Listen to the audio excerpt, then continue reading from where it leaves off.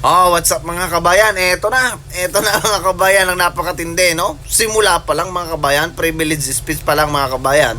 Napakainit na nitong mga tulunggis na to. Sila mga kabayan hindi nagkakaintindihan. Ko po tara guys mga kabayan, ano ba nangyari dyan sa Congress natin? At napasukan tayo ng mga congressman na puro nagmamagaling. Kaya mga kabayan, ngayon darating na eleksyon na. Yang nakikita nyo sa gilid mga kabayan, yung mga for senator na yan mga kabayan, yan yung iboto ninyo. At yung mga yan mga kabayan, may laman ng utak. Unlike dito sa mga nandito sa sa Congress, isipin nyo mga kabayan binoykot ng mga binoykot ng mga inimbitahang vlogger mga kabayan, itong mga tulunggista congressman, no? At saka mga kabayan, parang ang dating kasi nito, hindi naman for aid of legislation, no? For to mga kabayan, for personal use only mga kabayan, for personal gain. Kasi nga gusto nilang malinis yung pangalan nila kasi sirang-sira sila mga kabayan yan tuwadcom na yan. Isipin niyo mga kabayan bibigyan nila ng time itong pag-iimbita sa mga vlogger, no? Na which is nagbibigay lang naman mga kabayan ng personal opinion. Personal opinion, hindi naman mga journalist yung mga yan, 'di ba? O bakit yung mga yan masyadong apektado? Bakit ganun ba kalakas mga kabayan ng mga DDS vloggers? Yung mga against sa kanila, 'di ba? At saka katulad yan mga kabayan, ang gusto nilang mangyari is show cause order lahat ng mga hindi umatin. Especially si Attorney Trixie. O kita mo si Attorney Trixie mga kabayan, gusto pang ipadisbar ni pangalan na ito, ni Paduano. Diba? Gusto pang ipadisbar yung attorney mga kabayan. Gustong ipa-check na madisbar, no? Yung si Attorney Trixie. Tapos ito si Abante naman mga kabayan, mainit kay Joey. O kita ninyo. At nagmura pa mga kabayan yung namo daw, namo. O kita mo yan. O syempre mga kabayan, panoorin muna natin para nasa ganun ni magits ninyo ay sinasabi. O aray. Mr. Chair. Yes, Congressman. Particularly, I am referring to AKA Joe Diviri. Sapagkat matindi yung kanyang mga sinabi dito. Gusto ko talagang makita siya at makausap. Sapagkat dito minura niya ako. Ang sabi niya, nanay kabobohan sa quad. Sayang kuryente sa'yo. Pagkakita sa kanya. Ano yung pack you? Yeah. Pack you. Hindi ko alam yung pack. Huwag mo na sabihin.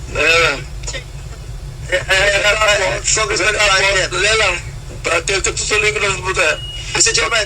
Chairman, Congressman, don't be so personal.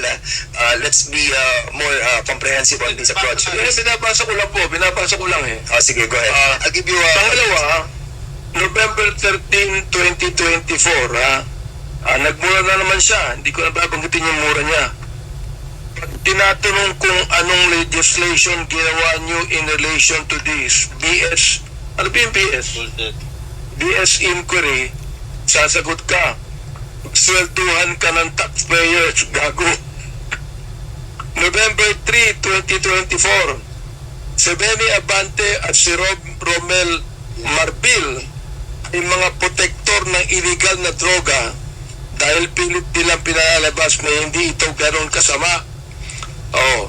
Tapos sabing ganyan, si Dan Fernandez and Ace Barber's survey are depressing. Alam na nila na matatalo sila sa eleksyon. So what is the hearing for? Smoke screen for the discount. Tinabi ko ito sapagkat matindi po itong mga akusasyon na ibinigay nitong gusto ko nilang magmura Hindi na ako bumura muna. Oo. Kailangan po, itong mga to, ang tatapang nila Ang tatapang sa pagmumura, nang wala tayong kalaban-laban. Ngayon, pag kaharap dito, hindi makaharap dito. Oo. Mga takot din pala yung mga yan Please hold your fire, please. I'm on the process of administrative, ano pa lang muna tayo, Congressman Abante. We can tackle that on the interpellation. Mr. Chair, gusto ko lang pong bagitin tong kanya excuse letter. O nakalagay dito, after meaningful consultation with my lawyers, kumayag pa na abogado. I have decided to respectfully decline. Respectfully? Minumura tayo, respectfully? Ha? To share my knowledge on matters. Hindi knowledge ang kailangan natin. The lawyer, this is like... Oo. As the lawyers, kung libelous yung ginawa nyo, o slander, no ha? O nakalagay, I would like to categorically state that I am neither paid by POGO operators. Hindi na pinag-uusapan natin yung mga sinabi niya. O, tapos respectfully, Elizabeth Joey Cruz, nakikinig po sa atin ngayon, nanonood ngayon. Umarap ka dito, kumatapang ka. Hirap sa iyo, nagmumura ka. Nang dyan na wala kaming kalaban-laban. Umarap ka dito. Dito. Namo. Chairman. Wait, Chairman. No, wait. Quiet, Chairman. Please observe, refrain from laughing or whatever expression you wanted to, please observe decency and, of course, Chair, I move that we strike. Oh, yun mga kabayan, si Bishop Abante, ha? Nagnamo. Hindi daw yun mga kabayan mura, yung namo. O namo, Abante, ayusin mo yung buhay mo. Aba, putragis tumatanda ka na ipaurong Ay kung yan talaga yung libelous, no? At personal attack yan mga kabayan. Dapat ang pag-uusapan nyo dyan is legislation mga kabayan, pagbuo ng batas. Aba, personal mga kabayan ang mga pinagsasabi nito. Dapat mag-file ka ng case kay Joey. At kung yan sa tingin mo ay naka-apekto sa iyo, 'di ba? Dapat ganon mga kabayan. Kita niyo mga congressman natin, 'di ba? Nakaupo diyan, walang alam mga kabayan. Personal attack mga kabayan yung mga sinasabi niya, no? Pero ang pinalalabas nila diyan, aid of legislation for aid of legislation. Nako mga kabayan, ano ga nangyayari sa Congress natin? Nakakahiya mga kabayan. Isipin niyo, hindi man lang sila binigyan ng oras mga kabayan ng Facebook, ng YouTube mga kabayan. 'Di ba? Hindi sila inatindan. Kita ninyo kasi nga mga kabayan, quack, no? Quack yang Triocom na yan. Walang magandang kahihinatnat niyan. Nagsasayang lang mga kabayan sila ng pera, no? Just sa paghihiring-hiring na yan. Sa dami mga kabayan ng sa dami ng mga pwede nilang gawing hearing, no? Katulad na lang yung sa BICAM na yan. Napakalaki ng problema dyan, mga kabayan, sa budget na yan. Dapat yan yung kanilang intindihin. Unlike dun sa iimbitahan yung mga vlogger, no?